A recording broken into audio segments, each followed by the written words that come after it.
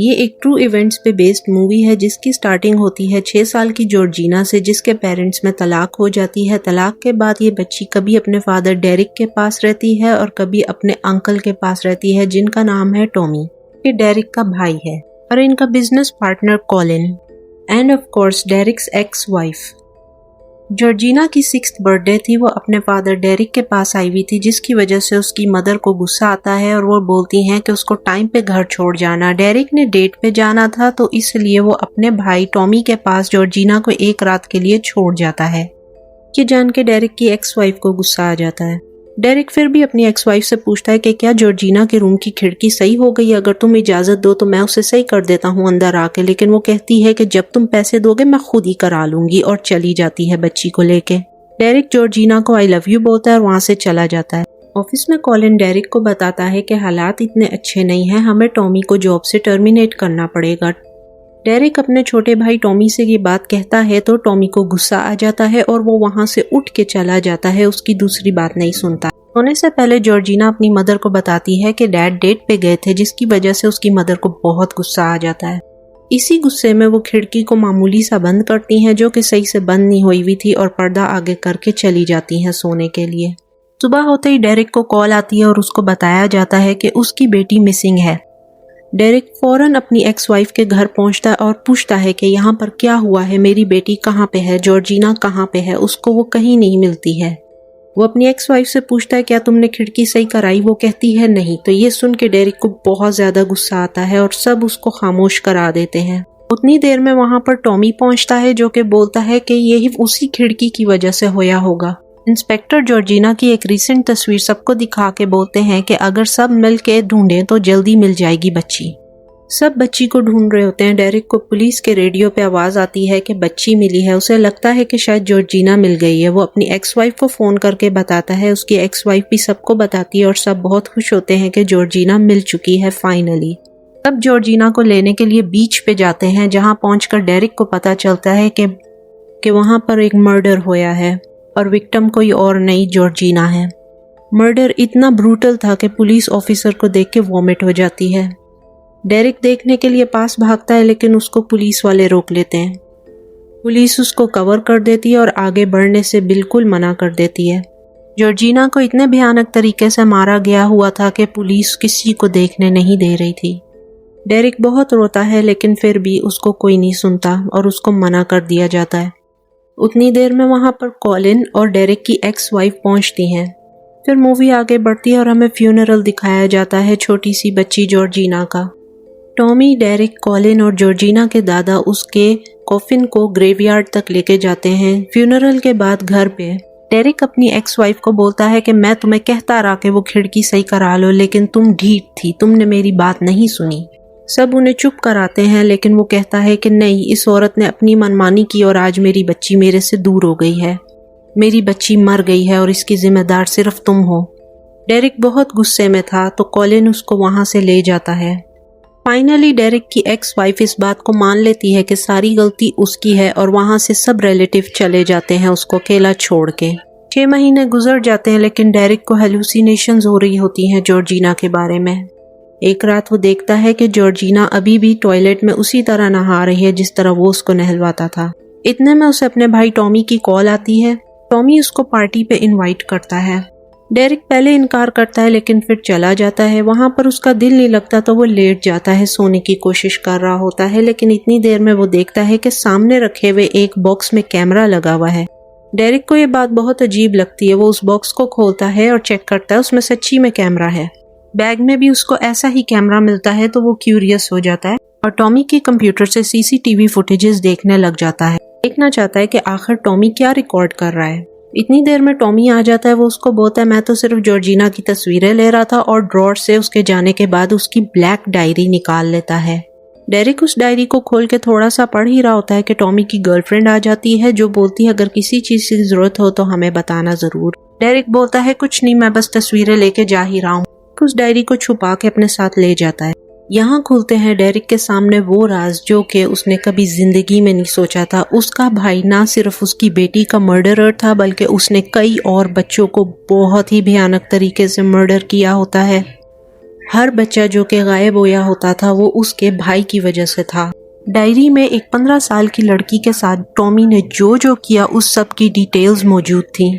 Derek पढ़ता जा रहा था और रोता जा रहा था। सब कुछ पढ़ के डेरिक बहुत ज़्यादा टूट गया था। वो उस डायरी को FBI के एजेंट को देना चाहता था जो कि जॉर्जिना के केस की तफ्तीश कर रहा था, लेकिन वहाँ डेरिक में कुछ बदल जाता है। डेरिक मामलात को अपने हाथ में लेने की सोच लेता है। डेरिक सोचता है कि कानून उसको वो सज़ा नहीं दे सकता जो मैं दे सकता हूँ, मैं उसका बाप हूँ, और जॉर्जिना के लिए वो बदला लेने की ठान लेता है। इतनी देर में इन्वेस्टिगेटर आ जाता है और डेरिक को पूछता है, तुम यहाँ क्यों खड़े हुए हो? डेरिक कहता है, कुछ नहीं, बस एक किताब मिली थी जिसको पढ़ के मुझे बहुत रोना आया। वो उसे अंदर बुलाता है लेकिन वो नहीं जाता है। अब डेरिक उन सब लोगों से मिलना शुरू कर देता है जिनके पास मेडिकल की नॉलेज होती है और उनसे स्टोरीज के हिसाब से पूछता है कि अगर किसी इंसान का बाजू काट दिया जाए तो क्या वो जिंदा रह सकता है, अगर किसी इंसान के दांत निकाल दिए जाए तो क्या वो जिंदा रह सकता है। तो सब लोग डेरिक के असली इरादों से बेखबर उसको सारी नॉलेज पास कर देते हैं। डेरिक घर आके टॉर्चर डिवाइसेस पे काम शुरू कर देता है और फाइनली वो दिन आ जाता है। डेरिक टॉमी का ड्रिंक स्पाइक करके उसको पिला देता है और वेट करता है जब तक वो बेहोश ना हो जाए। टॉमी को थोड़ी ही देर में बिल्कुल चक्कर आने लग गए थे और उसको कुछ नहीं समझ आ रहा था और वो बेहोश हो गया। डेरिक ये सब कुछ देख के बहुत खुश था। टॉमी की जब आंख खुलती है तो डेरिक उसको बताता है कि अब हिलने से कोई फ़ायदा नहीं, क्योंकि मैं तुम्हें टेबल में बोल्ट्स के साथ अच्छे से बांध चुका हूँ और तुम्हारी आवाज़ भी नहीं निकलेगी क्योंकि मैं ट्रैकियोटोमी कर चुका हूँ, जिससे तुम्हारे गले में रखे हुए पाइप को जब तक मैं बंद नहीं करता तुम्हारी आवाज़ भी नहीं निकलेगी। डेरिक एक पेपर कटर से टॉमी के पेट को साइड से काट देता है और फिर उसके बाद जला के उसको बंद कर देता है ताकि ज़्यादा खून बहने से वो मर ना जाए। अगले दिन डेरिक बहुत खुश होता है। कॉलिन उससे उसकी खुशी की वजह पूछता है और उससे पूछता है काम पर वापस कब आओगे। डेरिक कहता है मैं जल्दी काम पे वापस आ जाऊंगा। वापस घर जाके डेरिक टॉमी की 2 फिंगर्स काट देता है। टॉमी दर्द से तड़प रहा होता है लेकिन डेरिक को इसकी कोई परवाह नहीं थी। डेरिक एक कपड़ा लेता है और जोर जोर से उसकी फिंगर्स से खून साफ करना शुरू कर देता है। इतने में उसको उसकी मदर की कॉल आती है। वो टॉमी के मुंह पे हाथ रख के अपनी मदर से बात कर रहा होता है और फिर गर्म वैक्स से टॉमी की फिंगर्स से निकलने वाला खून रोक देता है। दोनों भाइयों के पेरेंट्स उनसे मिलने के लिए आते हैं तो डेरिक अपने फादर से पूछता है उस लड़की के मर्डरर्स का क्या हुआ जो 15 साल पहले गायब हो गई थी।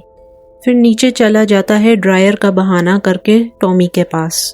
ऊपर आने से पहले डेरिक फिर से टॉमी के घुटने में छुरी डाल देता है जिससे उसे बहुत तकलीफ होती है और वो तड़पने लग जाता है।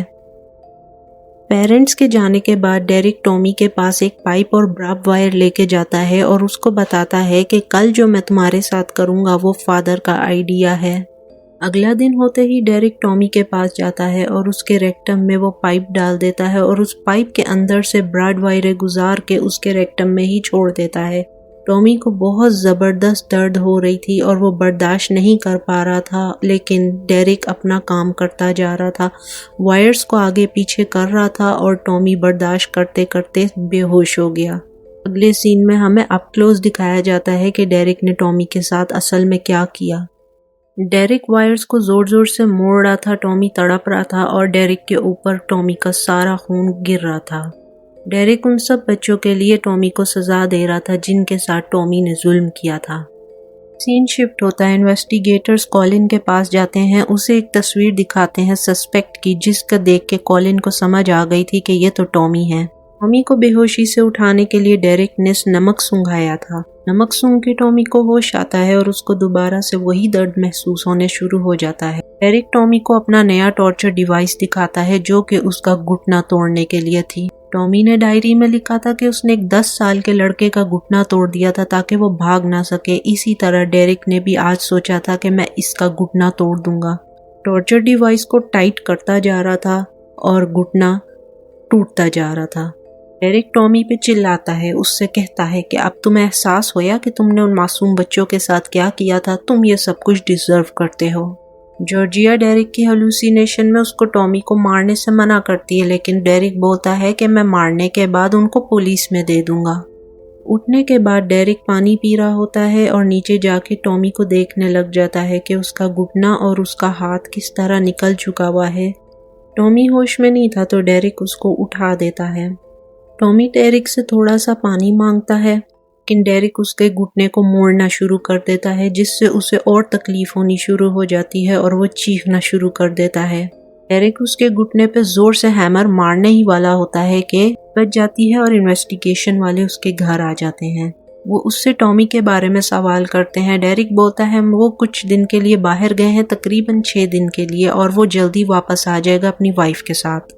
बेसमेंट में जाके डेरिक दोबारा डायरी खोलता है और टॉमी से पूछता है उस लड़की को कहाँ पे दफनाया है, मुझे सच बता दो वरना मैं हथौड़ा मार के तुम्हें फिर से तकलीफ दूंगा।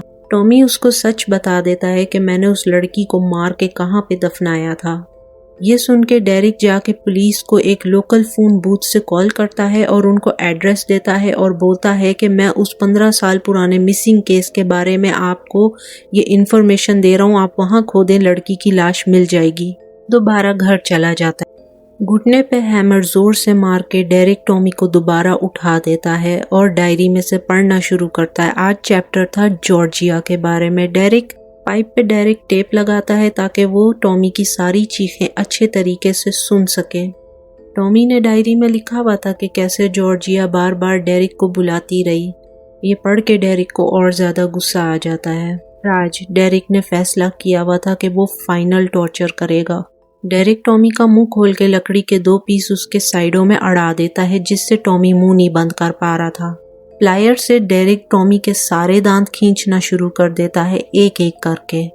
पहले ऊपर के सामने वाले दांत निकालता है।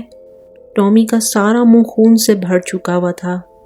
फिर नीचे के दांत खींचना शुरू कर देता है, एक एक करके।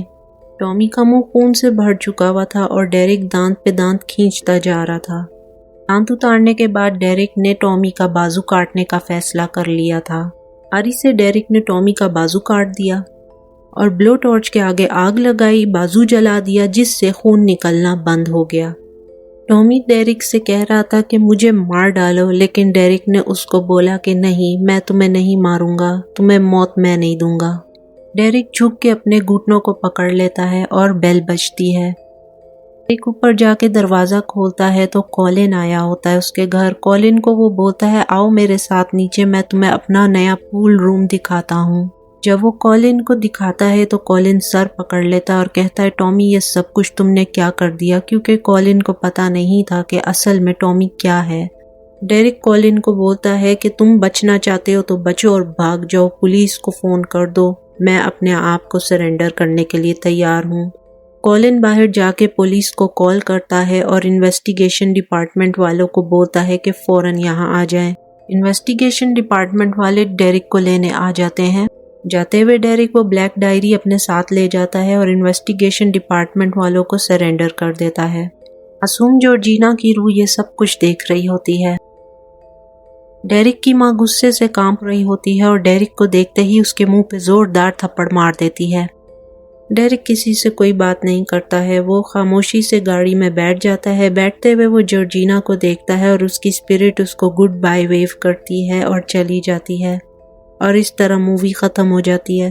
लास्ट में हमें रियल न्यूज़पेपर क्लिपिंग्स दिखाई जाती हैं टॉमी के विक्टिम्स की।